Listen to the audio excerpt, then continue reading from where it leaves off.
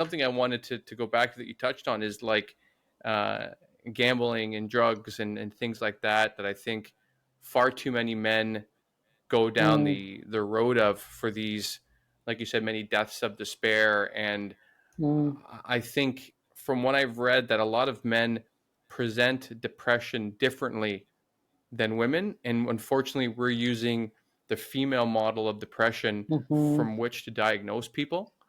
and mm-hmm, and I think so if we think someone is doing all the drugs and drinking themselves to death sometimes, and we're thinking that, oh, they're just an addict, or oh, they just had a problem.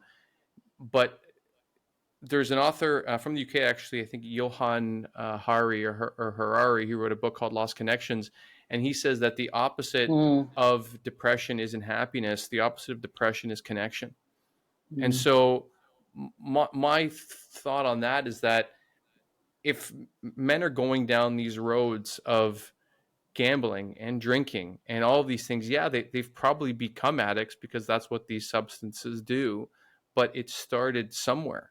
Did it start Yeah. from an emotionally or physically abusive caregivers, or a romantic partner, or someone that they had in their life that was the closest to them that just didn't give them the love that they needed, and it was toxic in a way? Like there's so many ways for us to look at that, and some of the ways that I think about it is that if our whole life we're pretending that our emotions don't exist and we just stuff them down and we put them into this dungeon, we lock them away because men aren't allowed to have emotions, or anyone, women suppress as well.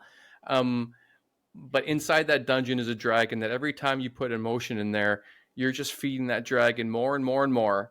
And in my opinion, at some point, it just will burn your whole life down. It doesn't matter if it's in that dungeon; it's gonna melt every rock. Mm. And I think that's what happens with a lot of people, that they think that they are being strong by suppressing this emotion. They can be more logical if they don't feel, but then the emotion is still running the show.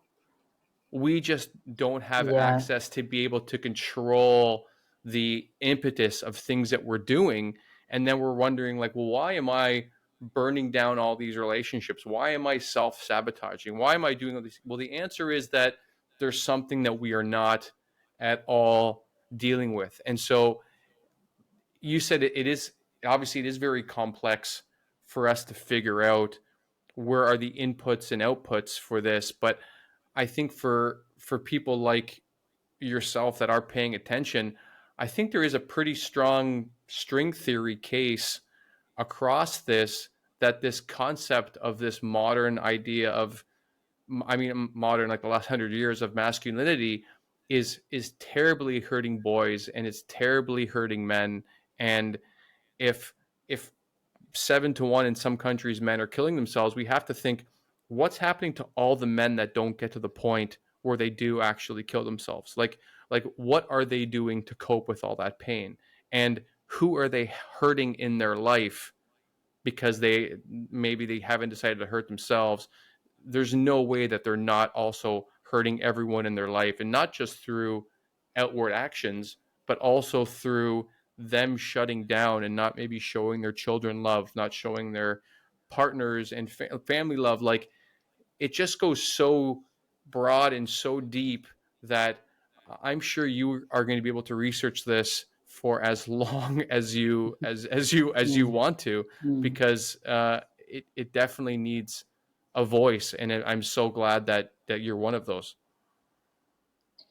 I mean, I I think that sort of what I said at the beginning, in a way, I study male pain made manifest in suicide, but there are many ways that that pain could be made manifest in people, in men that will never attempt suicide, but Right. they may have addiction problems. Or, and I think this work of like really starting to see those behaviors as pain relief behaviors driven by somebody desperately trying to find ways to cope and regulate the enormous pain that they are experiencing.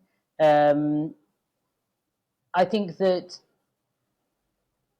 I mean, in terms of emotional suppression, I remember a man saying to me that, like, suppression is the cope. like that is the way the one area in his life that he has available to him to like exercise some control. And so that was like the way in which he Wow. sort of almost like lifting, going to the gym and just like lifting massive weights, and like it, like that was how he um survived. And I do think that there is, I cannot tell, I do not know the amount of pain that another human being is in. And I Mm. cannot tell when the moment is going to be safe for them to start unpacking that emotion. And so there does have to be some uh, respect for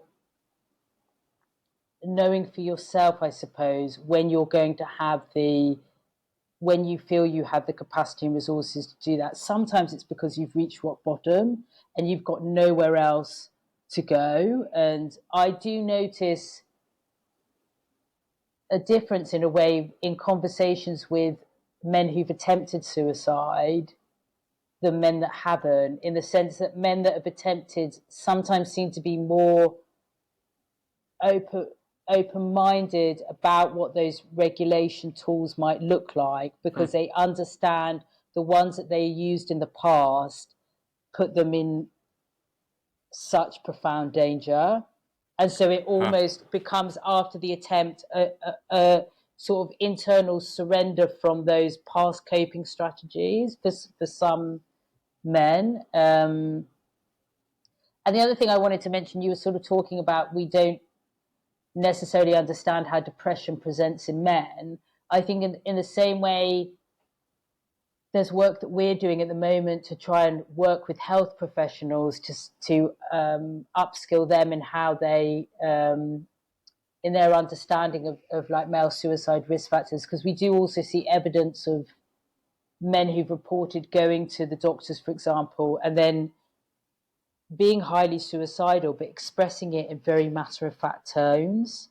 And so a doctor who's trained to, or understands that, or believes that sort of distress should present as somebody, you know, out of control, on the edge, in a sort of hysterical state, would Right. potentially misread this man of not being at a elevated point of crisis, because he's not presenting as distress in the way that we're maybe all of us socialized to um, experience it as. So Right. this is why, also going back to a point I made earlier about when we talk about cultural norms of masculinity, it's not just about how they impact men, but how they impact, you know, sort of all of us, Right. in terms of like understanding how distress might present in men and how that might look differently to how distress presents in other people.